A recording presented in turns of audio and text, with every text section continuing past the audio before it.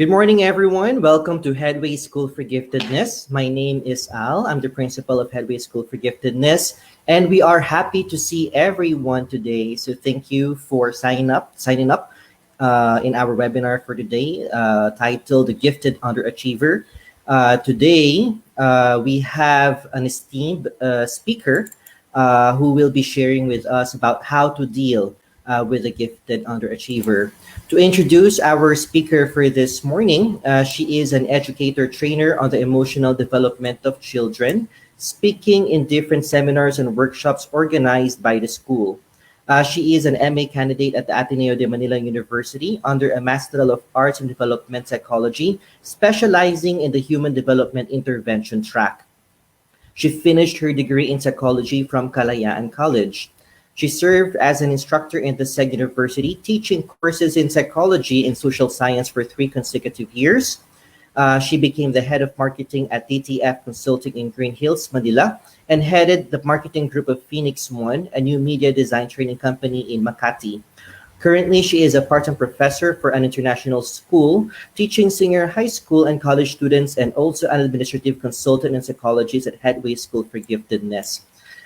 Everyone, let's all welcome our speaker for today, Miss Mary Iphigene Daradar. Miss Mary? Good morning, everyone. So thank you for inviting me here. And today, we're gonna explore what we call the gifted underachiever.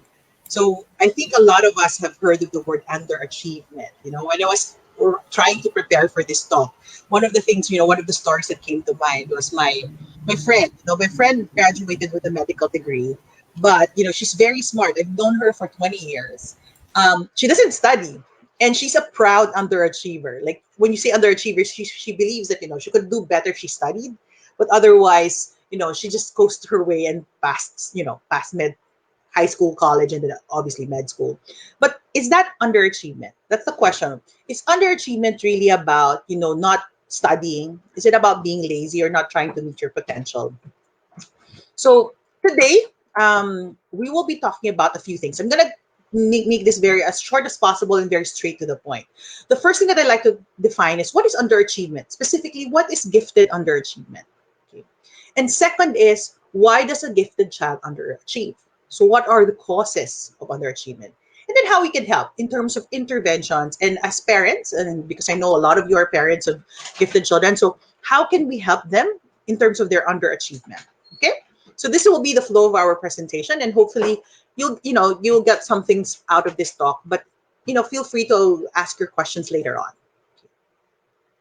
So what is underachievement? Now, let me just be clear. The assumption here in this talk is that we're talking about gifted individuals. Okay. Now, when we talk about underachievement among gifted individuals, we're talking about students, children who we know have high IQs, but seem to poorly perform in school. Like their academic performance is not so great. Their grades are sinking. And then you're wondering, why is this happening? My child has so much potential. Her IQ scores or his IQ scores are so high, but what's happening? Okay. When you talk about the gifted underachiever, you see the superior ability, and yet the grades do not show that superior ability. I've experienced, I've met a lot of children who are underachieving. There was one child, she went through a psychological assessment. Her IQ was superior. She was accelerated. Back then, we could accelerate. So she was accelerated to a certain grade level, but she was not getting the grades that she was supposed to be getting. Her performance in class, she was very quiet. She wasn't really doing good in her assignments, in her seat works. So she was recommended for counseling. And the biggest question in the parents' mind was, why was this happening? I thought my child had a superior ability. Is it because she was accelerated too high? Or is it something else? So this is what we're trying to discover today. It's really what's going on. Why is it suddenly this person or this child who has such a high, IQ score seem to be failing in all of her subjects or in some of his subjects, or seem to be unmotivated to do the work? Okay. Why is a gifted child underachieving?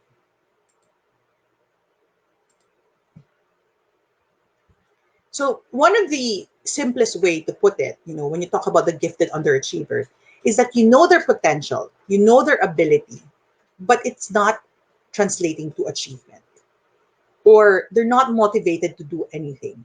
Like even if you ask them to study, they don't want to study, or they keep on saying they're bored with class.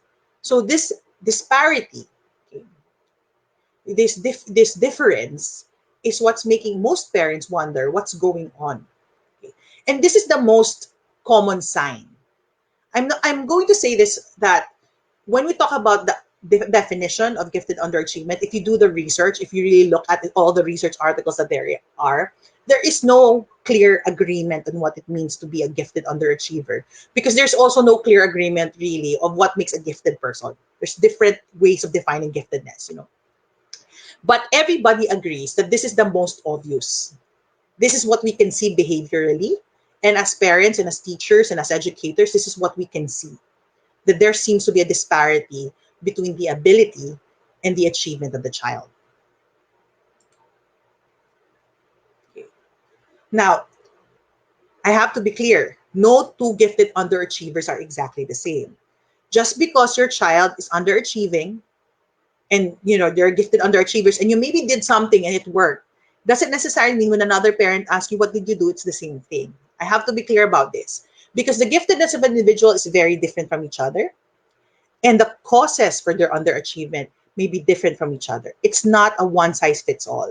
That's why when we proceed to this discussion, the interventions and the way we can help them will differ as well, because it is dependent on what's wrong, what's really causing the underachievement of this child.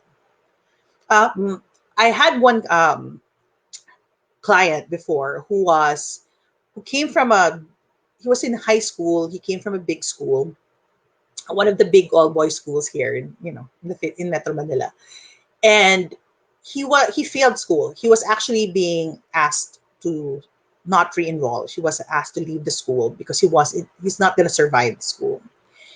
So one of the things that the parents asked was to have a psychological assessment.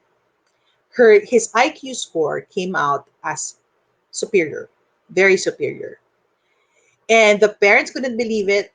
The child couldn't believe it. He was like, "No, that's impossible. I'm failing. I failed my school and they're kicking me out." And I told him, "But this is your score. This is a standardized IQ test, and this is your score. I mean, I didn't manipulate it. It came from somewhere, and you're the one who answered it." So the question was, what was going on? Why was he underachieving? So if you look at this, those two stories I've said before, you have this superior ability child accelerated, and then when she was accelerated, she didn't perform. And then you have this other underachiever who didn't even know they had superior ability, but was failing in school and was being kicked out of the school because he couldn't survive the school. So these are two underachievers, but the reasons behind their underachievement is very different from each other. So we can't treat them as exactly the same, which leads me to the discussion on what is underachievement. Okay. Now there are two forms of underachievement. Okay. Temporary and chronic. There are those that is their underachievement is just in response to personal situation. For example, a lot of us right now are having difficulties with the pandemic, with the storms, with the typhoons, and a lot of people lost their houses. So this could create some emotional turmoil or the personal situational stress that might lead to some level of demotivation. Right? That's temporary. When we say temporary, it's situational, therefore it will disappear soon enough. But there's chronic. Okay. So by chronic, I mean it seems to be ongoing, no matter how the situation changed. For example, the problems have disappeared, you've solved the problems at home, you've changed the situation, but still the underachievement is there. So if you look at this, these are the two forms of underachievement. Now, I'll be honest. The research, the psychological community has not clearly defined how long temporary is and how long chronic is. The only clear definition between the two is that when we say temporary, it will disappear soon enough. Like after you fix the situation, if the situation is better. Like for example, during this pandemic, a lot of people are struggling over the online learning. Maybe after the pandemic, if they're back to their normal selves or studying again, then that's temporary. But despite the change in situation, if it persists, then we can consider it chronic. Okay. So in the case of those two stories that I mentioned, for the child who was accelerated, she was a bit it was temporary. Her issues was she was having difficulties fitting in with the older kids. For the other story wherein he had to leave the school, it was fairly obvious that it was chronic, because it took them, for most of his life in that school, he was not performing well, and he only figured out that he had superior ability when after the fact. Okay.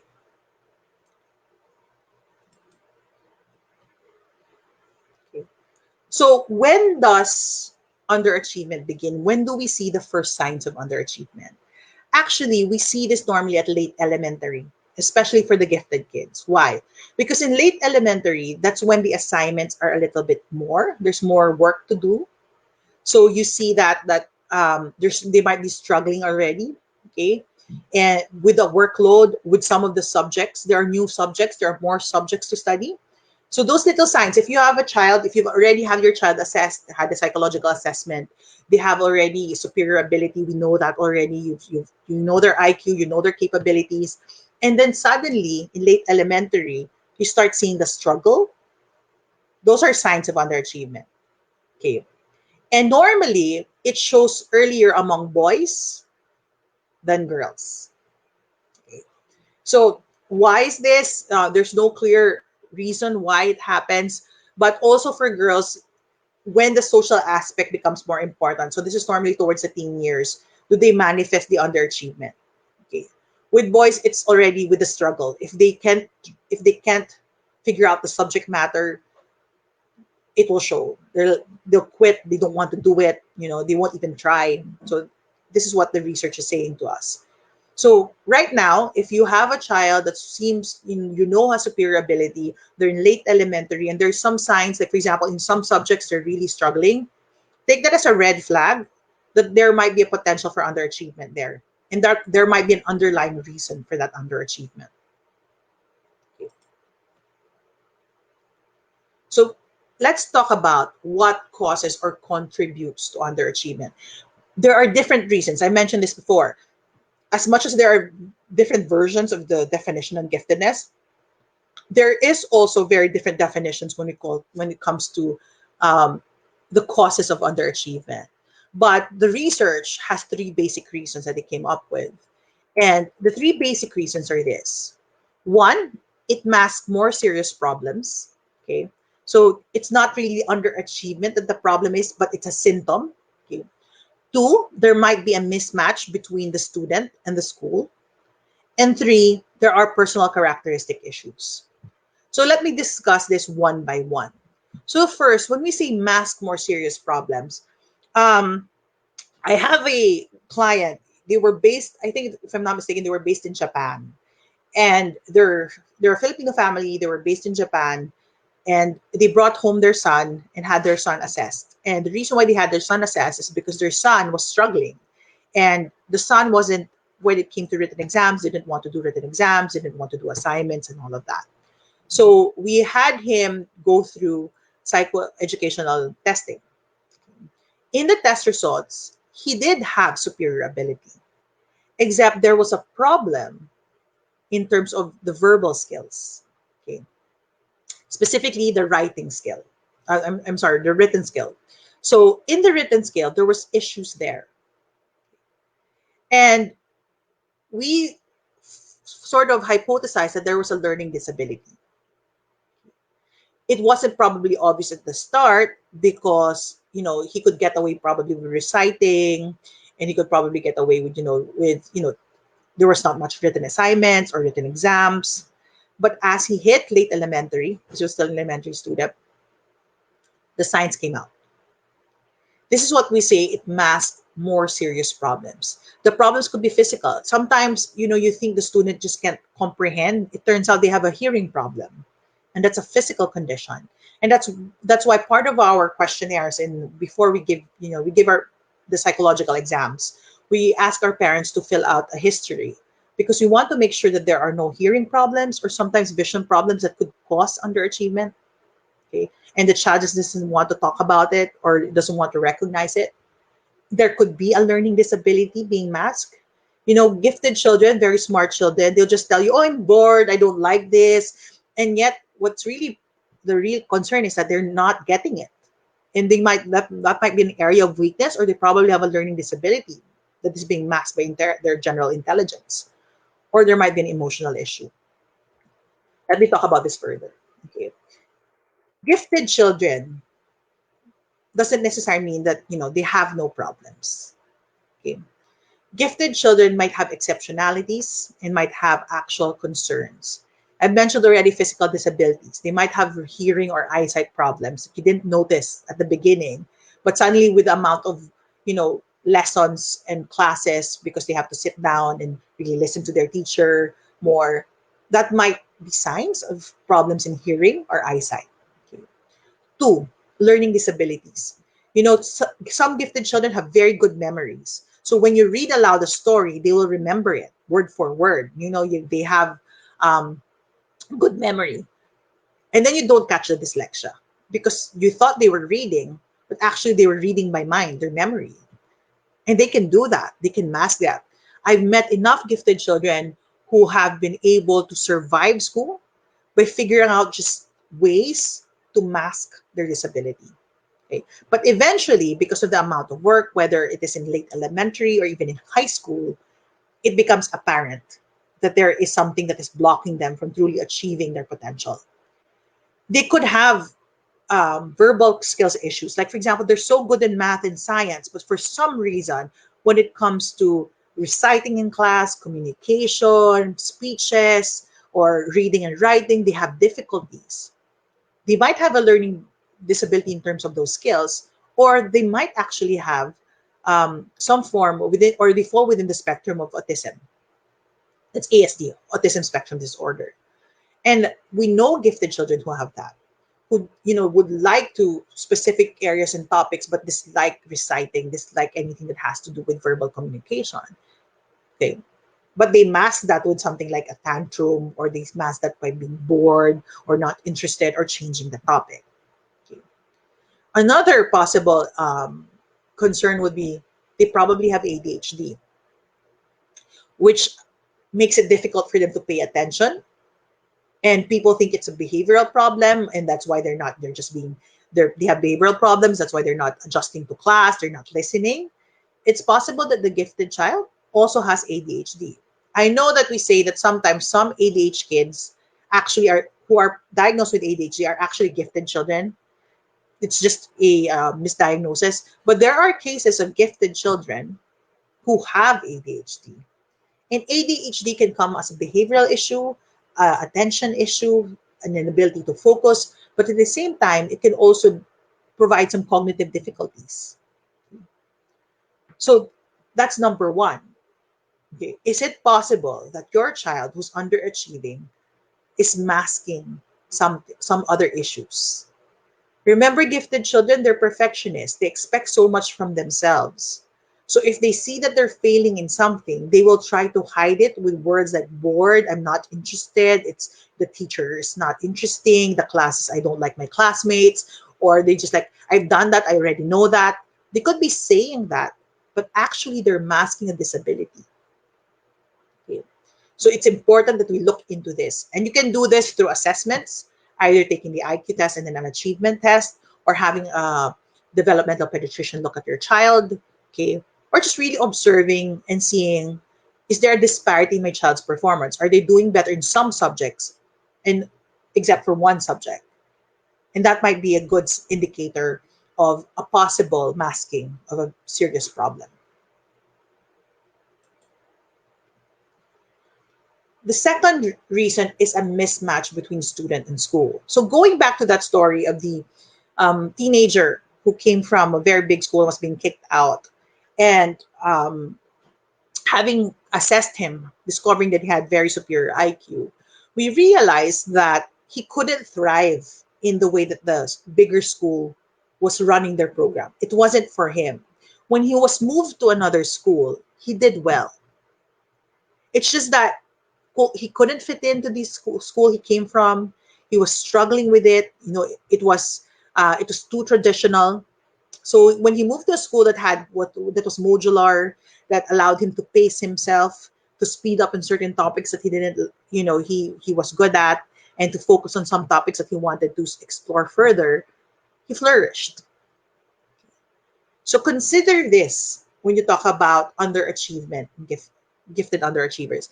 Gifted children have specific needs that traditional schools sometimes cannot provide. Why? Because in traditional schools, if we're learning addition right now, everyone's learning addition. There are no special activities for your gifted child. So what happens here is they have a lack of challenge. They'll get bored. They're not listening. So they can either disrupt class, they don't do the assignments or seat works because they've done it yesterday, they're still doing it again. You know how we do it in traditional schools where we practice, drill, and rehearse? We repeat activities so that we learn. For gifted children, that could be redundant, that could be boring, the repetitiveness of the process, and therefore in their minds, I already know that. Why do I have to do it again? So I have a lot of gifted children like, but teacher, I already know that. I don't want to do it. It's so boring. Why do I have to do this assignment? I did something similar yesterday. I'm not learning anything. It's boring. So how do gifted children respond? Some of the gifted children respond to this. They just don't do it. And because they don't do it, they fail. Or they don't participate because it's something they already know. So what happens? They fail their subjects. Or the teacher will call their parents and say, there is a problem here. Okay, there's something going on. Your child is not cooperating. And then she might be tagged or he might be tagged to have behavioral issues when actually you have a gifted child who's just mismatched with the school. Okay.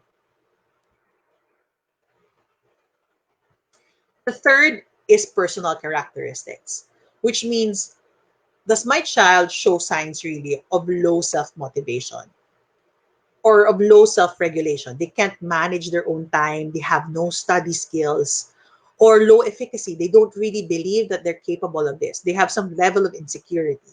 Because that's possible. Yes, I say that there are gifted children who are perfectionists, who actually are very confident, but they're gifted children because of their perfectionism. They're scared of failure. And because they're scared of failure, every time they make a small mistake, it hurts them internally and they don't talk about it. And they start to lose motivation, they start getting insecurities, and they start questioning whether or not they can do something, and they get scared of doing things. Okay.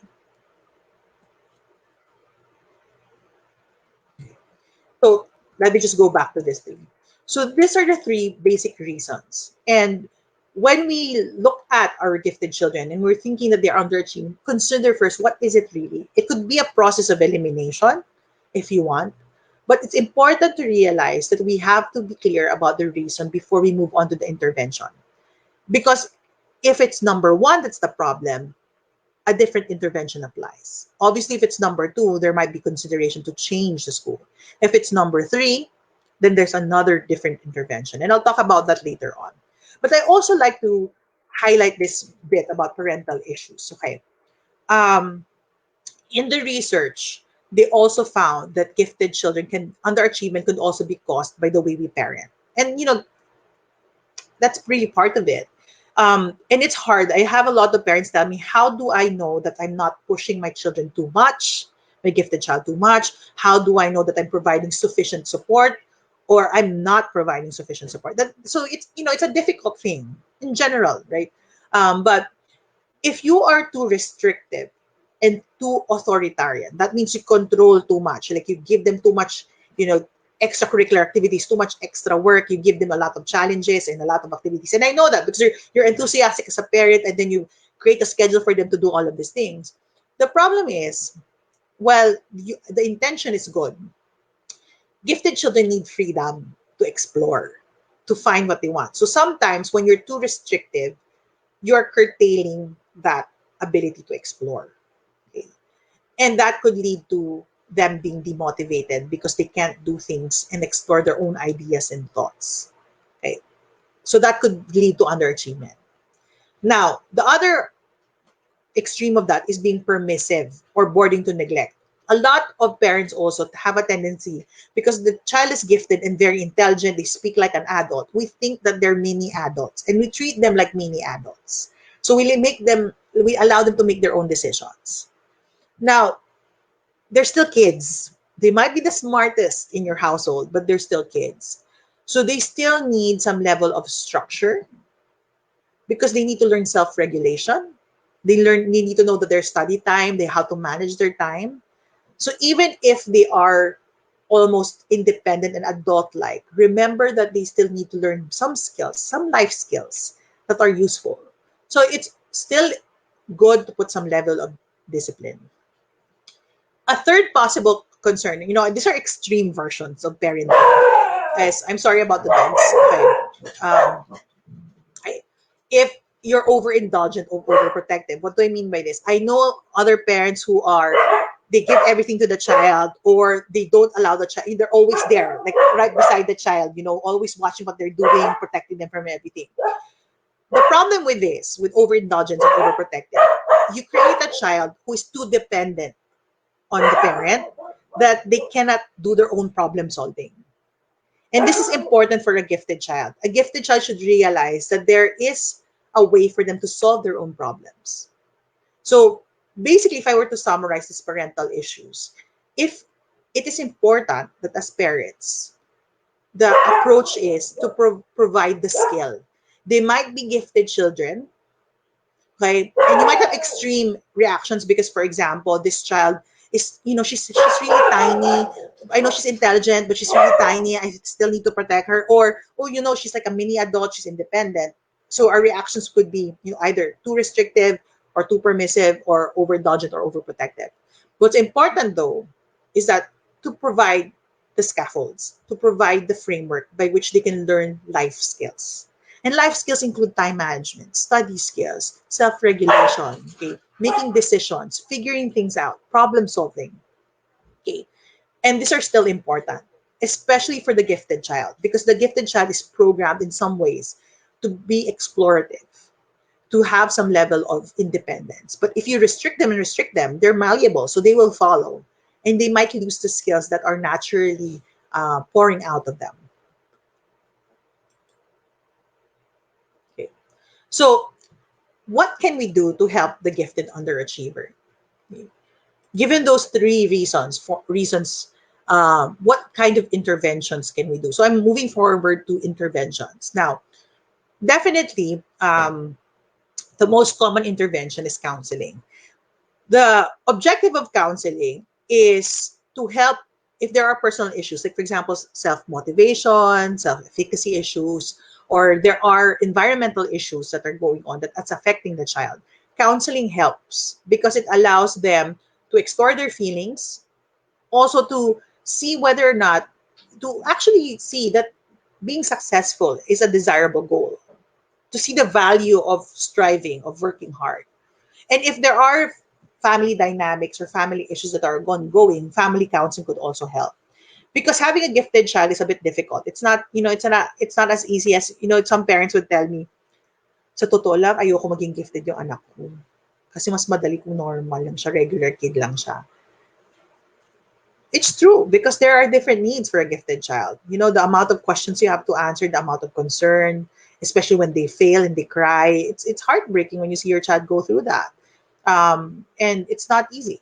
So in this area, counseling can help. So counseling empowers the child, talks about their feelings, and allows them to discover that they can do things, discover that failing is not so bad.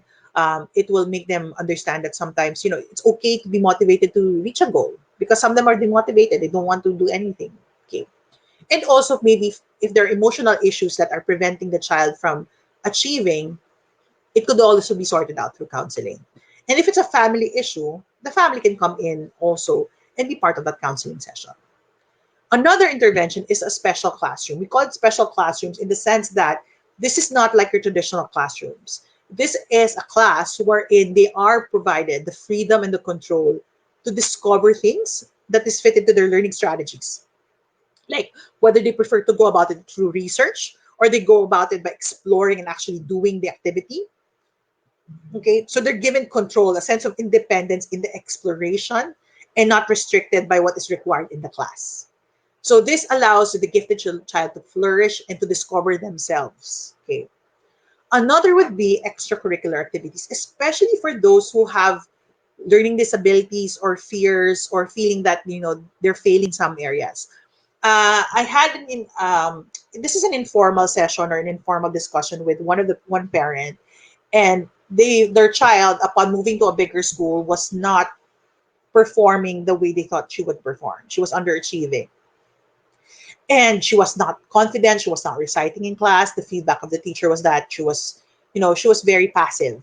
Okay, I suggested that they enroll their child in soccer because the child was interested in soccer and tennis. So they enroll their child in soccer and tennis, and make the question of the parent, why? What's the relation of these extracurricular activities?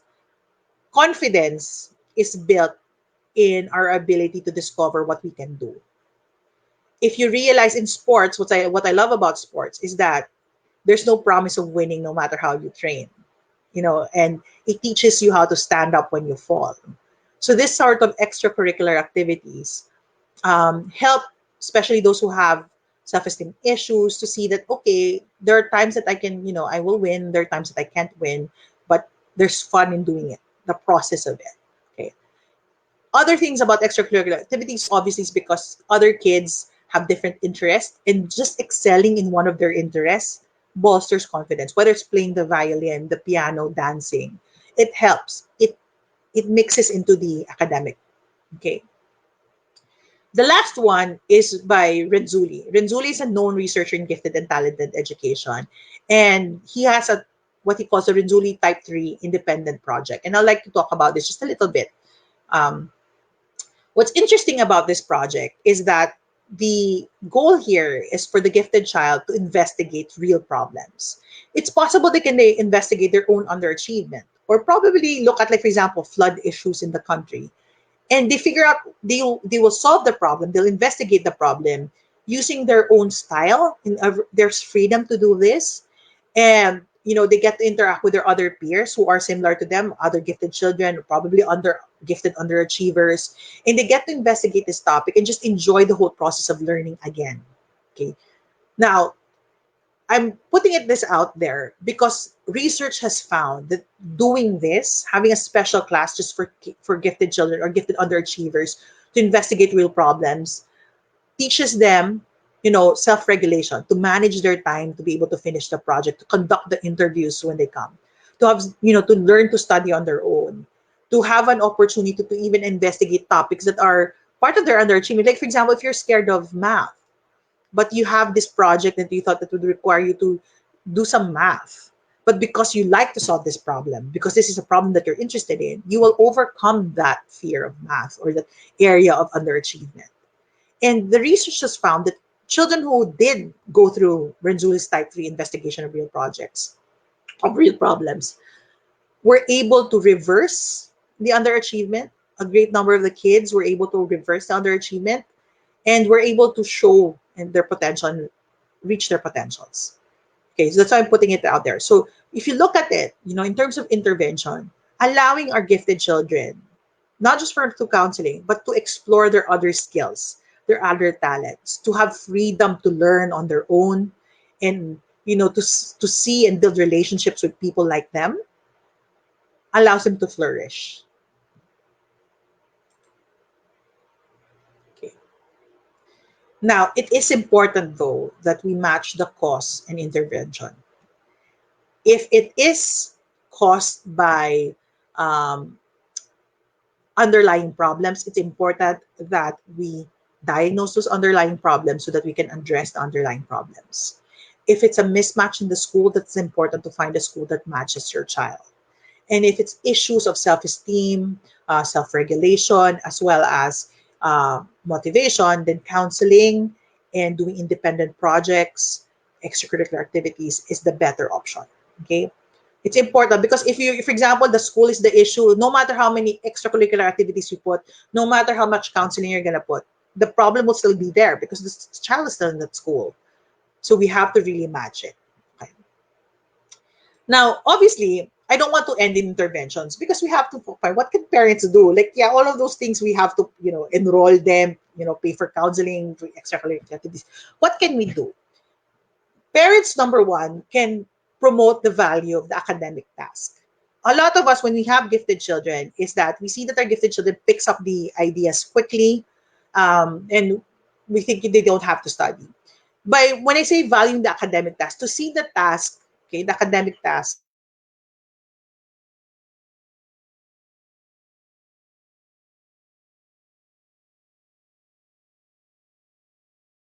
obtain something bigger.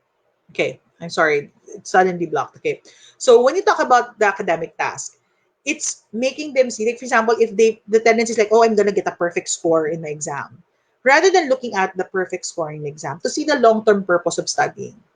If they want to be doctors, if they want to be astronauts, if they want to be veterinarians or whatever they want to be, make them see that this task is necessary. It's a necessary stage into getting to where they want to be. Okay? So looking at not just the short-term goal of getting a perfect score or getting the good grades in a subject, but looking at what does it lead to? What can it contribute to? Okay. So expounding that view and making them see the academic task not as a task itself, but as a necessary step to something bigger, then that would help them value it. Encourage and promote interest and passion. Have them enjoy the academic task to see that it's like, for example, if they want to be scientists, the science is important, but at the same time, they have to read journals, they have to read books, they have to talk to people, they have to present. You show them samples of what scientists do and let them see that's important to learn those skills. It's not about them getting the task easily or being able to do the task quickly, but it's able to value the process of learning. Another thing that we can do is teach and promote self-efficacy. When we say self-efficacy, it's their belief that they can do certain things on their own. Okay, so a way to do this is allow them to discover their skills. And when you compliment them, don't say, "Oh, that's good work. That's nice job. You're great." But be specific. Give a concrete compliment. Good. You may say, "That's great. You were able to solve the two-digit division problems."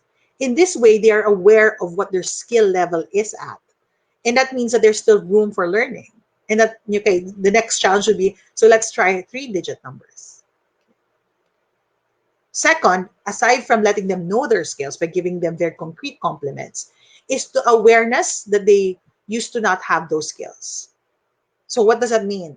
To see the process of learning, to understand, like for example, a lot of gifted kids, when they fail, they're like, I'm bad, I'm not good, I'm not smart, or I don't want to do this, or they avoid the subject where they fail. But I like to tell parents when I talk to them about their gifted child is tell them, remember, you didn't know how to add before, and then you studied and you learned how to add.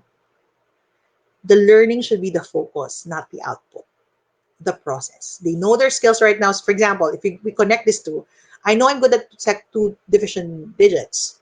Okay. And then when they're starting doing three-digit division and they're having difficulties, then you remind them, remember, you used to not know how to do the two-digit division, but you learned it. So we can do the third one. You just have to practice, and this is how we're going to do it.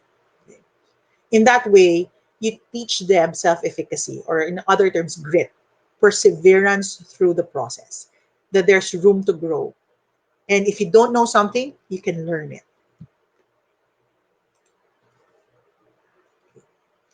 Teach them self-regulation.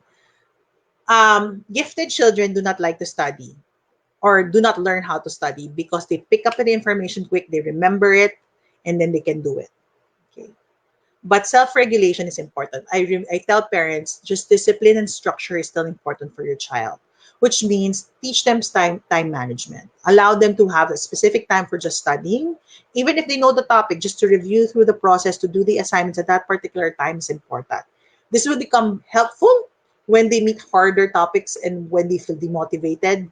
They know how to manage their time and not be overwhelmed by the work. Study skills, whether it's highlighting, writing notes, taking down things, is important. Gifted children can remember stuff. They don't like to take notes. Some of them take for granted, highlighting whatever because they remember. But again, you want to teach them these skills because as they go along the subject matter, if they're underachieving in certain subjects, the study skills would help them learn. The focus again is teaching them how to learn and enjoy the academic process. Allow them to set realistic personal standards, not about being perfect, but just improvement in itself. Because a lot of them want to get 100, or they will join a contest if they're just first place. But let them focus, teach them how to enjoy the process, to set standards, not perfect, but maybe do better. Like if today they just got 7 out of 10, this subject that they're struggling with, that in the next quiz they just get 8. And that's good enough. And teach them to self monitor. Okay. Not to pursue perfection, but excellence. To give their best, and the best is okay. Even if it doesn't come out as first place, if it doesn't come up to 100 or perfect score. Okay. And allow them to teach them how to plan their task and to make it doable. They might have exaggerated ideas on how to approach things. Maybe they're really good at reading and all of this, and they expect that math to be as equally good. But as parents, we know that they're going to struggle through it. So allow them to plan their task. What can you do right now about math? How can we build our learning there? Okay, let's minimize the unknown. Let's talk about, okay, if this is math, this is your problem. What can we do to learn about it? Okay, what are the things that we can watch YouTube video, we can do some little bit of activities, plan it and make it doable.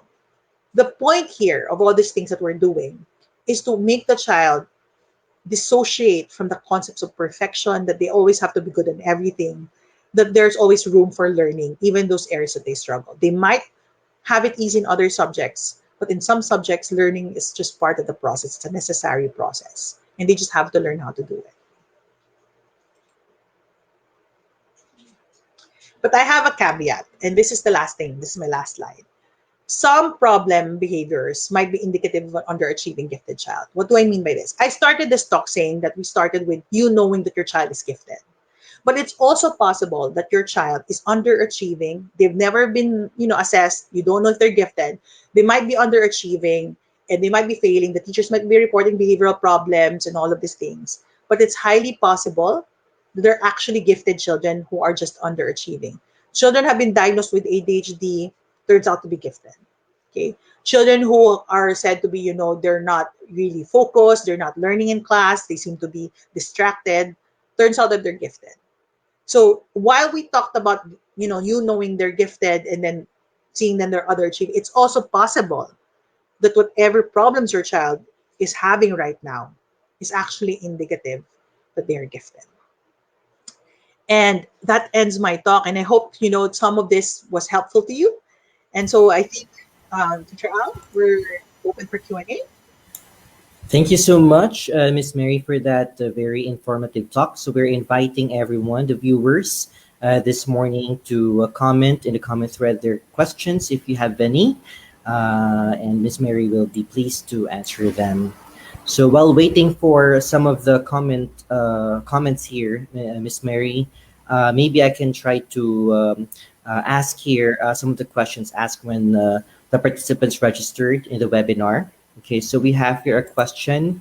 How do I motivate my child to learn or do any work which is not in his scope of interest? Mm. Uh, I think we have to. One of the things. Sorry, okay. I thought I was telling you. One of the things I always tell parents, is when your child's not interested in it, I wonder first why they're not interested in it. What is the block? Because kids are generally explorative. They're anything new they like. So when they don't like something, they might have encountered something that discouraged them from pursuing it. Sometimes the teacher got mad at them, they got embarrassed, or they realize that compared to their look at their classmates have it easy and they can't get it. Or maybe it's masking a struggle, like they can't really read as fast or they can't really understand. So create first the environment that allows them to share those thoughts. What is going on there? And second, when you motivate, make the experience exciting. Find an alternative way. Maybe, look for a YouTube video, maybe a movie, or maybe a museum or a book or a picture book that allows them to explore the topic without them noticing that they're exploring that thing that they're unmotivated to do. Like, for example, math. A lot of kids don't like math. A lot of people don't like it. So math could be boring and uninteresting. Find somewhere where they can use math. Like for example, I think in Headway you use it for cooking, right? I'm correct. Like you can explore math via cooking if then that's something interesting to them and they don't even realize it, and then process it after. I always say if there's an activity your child doesn't like, embed it with an activity they actually like, and then make them realize, you see, you did math there. You didn't even know. So they see the value in that. That's one way to motivate them.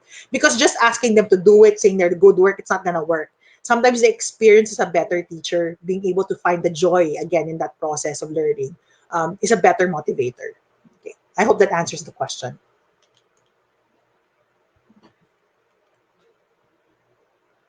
Thank you, Miss Mary. We have your question from a parent. Mhm. Hi, you mentioned about counseling. What about coaching for parents? We want to know if we're doing Mm. well or if we need improvement on how we're parenting our child. Okay. I think it's really important also. Yeah, in terms of counseling, I think it's also important. That's why it's not just counseling with the kids, it's also family counseling, especially if you have a gifted child. Get a support group also. And also if you have, if the school has a counseling service, like for example, in Headway, you can talk to Mom Luz, she's always giving parenting tips. You can do that because it helps us understand how we can parent better. And if you have a gifted child, look for a support group of gifted. I know there are a lot of parents who have gifted children who share notes. Um, they share notes. They talk about what they can do.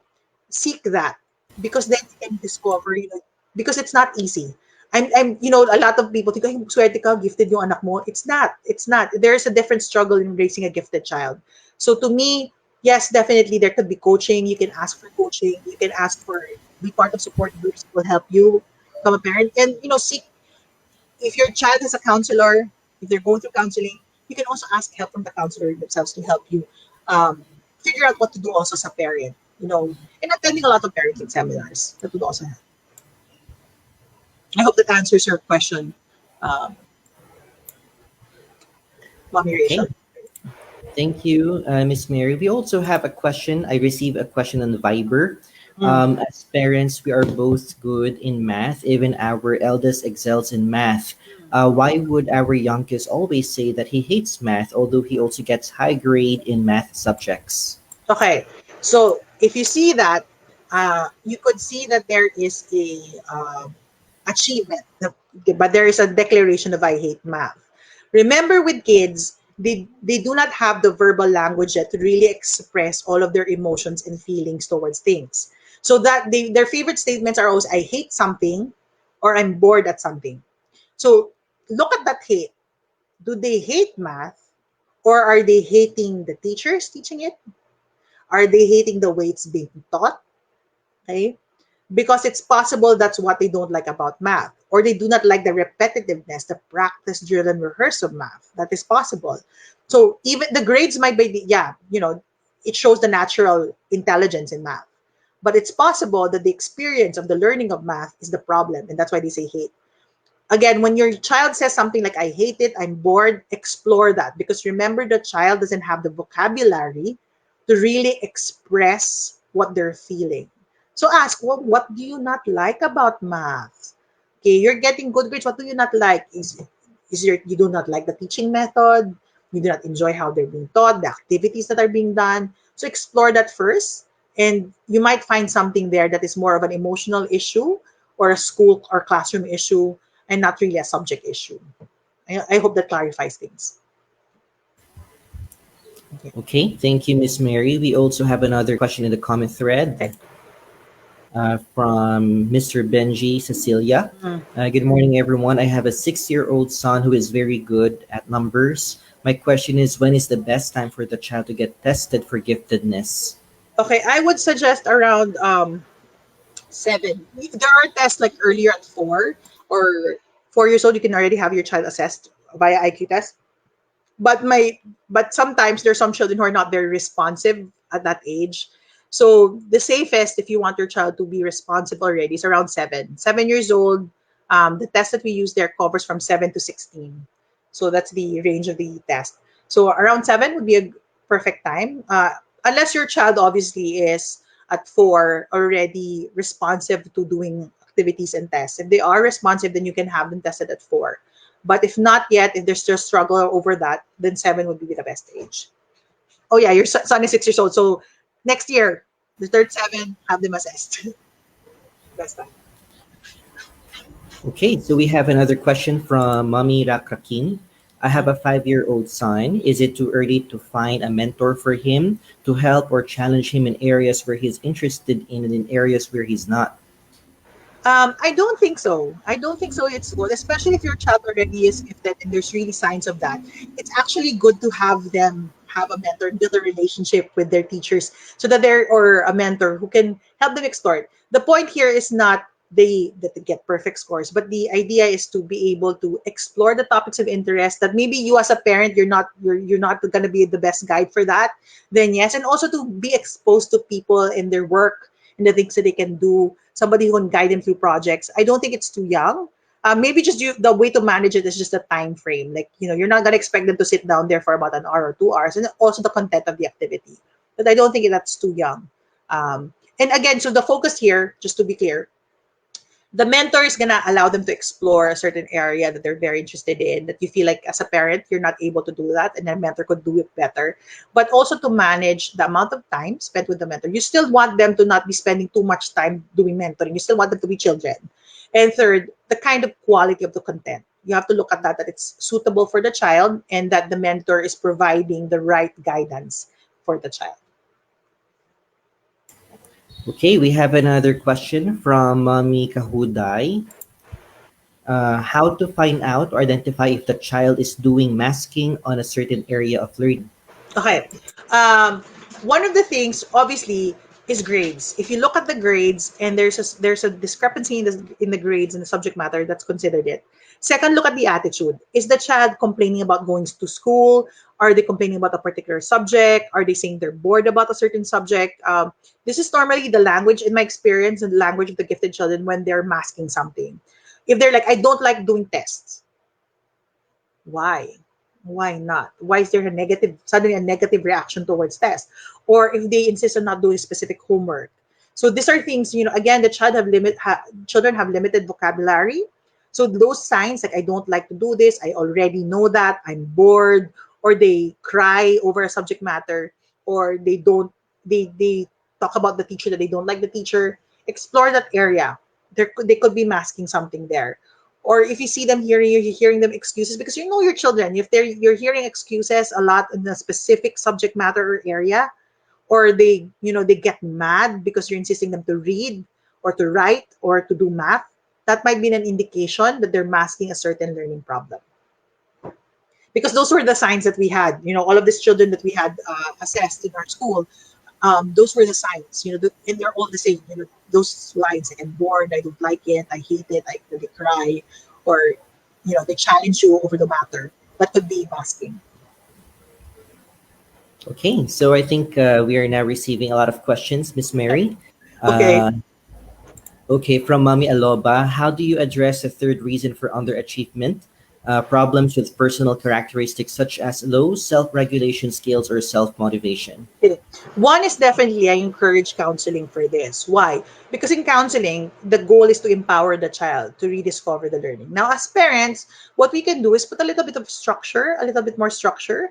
As I've said, teach them a little bit of study skills, like for example, and focus on learning. So don't praise them anymore for doing a good job in certain areas, but praise them or reward them in areas that they don't like doing, but they tried. Like for example, if they're not motivated to really, let's say, do a specific assignment or a specific subject matter, or they don't want to study, make an agreement for them to study at least 15 minutes a day. And then if they do that, they get a reward. So put the reward systems in those areas. Okay. In terms of self-regulation, teach them some skills like time management. Discuss with them, because if this is a gifted child, you can discuss with them and make plans and make an agreement and even sign a contract about it, to just make it more formal and make them feel like they're committed to something. And teach them study skills, or teach them to, for example, how can they learn something they don't know, or probably give them a book that makes the subject matter a little bit easier. So slowly incorporate those things on a daily basis, especially now during this pandemic and that they're mostly at home. Like, creating a schedule for them, like for example a clock for what they're supposed to do, could be very very helpful. um, for them to manage their own time and learn the experience of um, doing things at the right time, the right moment. And hopefully that would bring in motivation. Also, self motivation. We have to provide first external motivation so that they can learn self motivation, and always praise them when they're trying, not in what they're succeeding at, and let them enjoy the learning process. Um, Praise them when they're trying. Like for example, I have one client who like hated math, really just hated it. But the parents, like, just even him trying to solve one problem was like a, that's where the praise went. And for some reason or another, that worked for them. Okay, so that helps. That helps for children. I hope that helps you. Mm. We have two more questions, Miss Mary from Mommy Jewel. Mm. Okay, how to help my child when she truly misses her classmates and the face-to-face learning, and online socialization is not really working for her. Okay, so maybe, one of the things I'm thinking about right now that came to mind is maybe you could ask your child to create an art project. Like, for example, Christmas is coming, to make Christmas cards for her classmates. And to, if you as a parent, maybe if you can mail them or just send it if the classmates live near. And, or, to create those moments wherein it's handmade and they get to interact. And then, or even talk to their classmates and ask if we can do that as a class, have those exchanges. So you get the personal feeling, because we can't do anything. We're all restricted by the pandemic, and obviously safety is more important. But creating those moments wherein it's more personal, the personal touch might allow them to express how they miss their friends and still provide that sort of interaction, social interaction that's more intimate and almost similar to face than just talking online and seeing your classmates. I think that's the best. Or maybe doing a drive by. They do that in the US. Like, you go into a car and you just drive by the house of your classmate or your best friend and just wave with each other. That might help. That might allow them to feel a little great and a little like, oh, I got to see my friends face, actually see their faces. That might help. Okay, from Mommy Gemke, Miss Mary, let me see it here. Can you give more specific ways on how to deal with a child who is a perfectionist? We found out that this is the reason why she sometimes does not respond because she is too scared to commit a mistake. Okay. Um, this is the hardest when it comes to gifted children, I have to say, because you don't even have to demand so much from them. They demand it from themselves. Okay. So to me, what we can do is change the way we talk to our child. Okay. The language. And this is harder because, especially if you have relatives and grandparents who are so proud of their gifted apo. One is, let's not keep on saying our child is super smart, super yung talino ng bata. Stop praising them for things that come naturally to them. Why am I discouraging this? It's such a strange thing to say. It's because when it comes to perfectionism, for gifted children, what they feel is, this is who I am. This is the expectation of me. I'm being praised for who I am. So if I do not meet that smartness or that perfection, like, oh, ito, ang anak ko, galing-galing, 100, ganyan. If they don't meet it, they feel like they're losing a part of themselves. That's why they're even more striving to be a perfectionist. So I would lessen the praises in terms of the personality or characters, like ang tali-talino, ang galing-galing, so, ito yung star child ko, lessen that and maybe discourage also relatives to do that. So we minimize that demand for perfectionism. Second is, when they fail, do not ask them after they go through the tantrum of failure, whatever, you dislike, you do not respond. Ask them when they commit a mistake, what went wrong? And then make them realize that it wasn't them that went wrong, that they missed out. They might have been too fast in answering. They might have missed out a number. Okay. There might be some level of recklessness and speed, because gifted children like to do things fast. So you focus on that. And then, okay, so what can we do now to make that better? So make it more of a problem solving process, so that they realize that whatever mistake they have is not the end all. It's not the end of the world, that they actually can learn it and do better. That's why my emphasis always with gifted children is they should remember that learning is still important. The process is still more important. And as I've said earlier, praise them when they overcome the mistake. Okay. Praise them when they try something that is out of their comfort zone. Also, if they're not yet part of an extracurricular activity, join them in an extracurricular activity. Because again, as I mentioned, sports or any form, they realize it's a learning process. And then talk about when there's failure, also talk about what went wrong, what could you have done better. The process of self-reflection and self-review will make them realize that everything's a learning process and a mistake can be fixed in the next situation. I also suggest that you look into literature books on growth mindset and grit. Those two books are very helpful for any of those parents who are here who have gifted children. If you haven't read or watched the videos on growth mindset and grit, those two books are very, very helpful when you have perfection, you have gifted children, because they help you to see how to teach their child to be persevering and to see that mistakes are okay. A growth mindset is, there's room for learning. So that would be my recommendation. Okay, and we have here a question from Mommy Abigail. Can you recommend a good place with good counselors, Miss So, Mary? syempre, I have to recommend Headway, di ba? Okay. So, Ma'am Luz Ma'am Luz, the founder of our school, Headway, is, a counselor. She's a licensed counselor, and she also has worked in, obviously, with gifted children. So, I would recommend that. But any counselor, really, educational counselor, could help you. You may ask recommendations. If you have a dev ped, ask recommendations from your dev ped. Just make sure that when you're looking for a counselor, because I can't really name a place aside from, Headway right now, is to ask whether they have experience dealing with gifted children. Because some counselors can be scared of gifted children. Gifted children are different. When you make a mistake, they'll even tell you wrong grammar ka. So, so you have to make sure that they have experience dealing with gifted children. And normally, most schools and most places that deal with gifted children have counselors, because that is necessary and required. Because gifted children need to have a counselor to talk to about their concerns and issues, especially in learning. Yes, and at Headway School for Giftedness, we have a team of counselors. Miss Mary is one of them, so she may also be able to help your child. Mhm. And we have here from Mommy Mia. My daughter doesn't really like writing. Could she be masking an issue? Okay, yes, yes, definitely. It is possible that her processing speed is a little bit slower, which means her mind is quicker than her hand. That's why she dislikes writing. A lot of gifted children hate writing because motor skills, sometimes, okay, we have what we call the term asynchronous development, which means it's not synchronous. So some of your gifted children, they have the answers in their brain, and it frustrates them so much that their psychomotor skills do not match. Now, it's important to find out the age of the child. You did mention the age of your daughter, but if the child at this point in the development process, the writing is still really a struggle and it's still on track. Like for example, you can't expect a 4-year-old or a 5-year-old or 6-year-old to really write fast. That could be a frustration on their part, that asynchronousness. Like my psychomotor skills is not matching my intelligence. But if your child is a little bit older and she should be able to write already, it could be masking an issue. So I would suggest that you look into a deathbed or have your child assessed to really figure that out. It's possible it's a processing speed issue, or there is a learning disability in terms of the writing.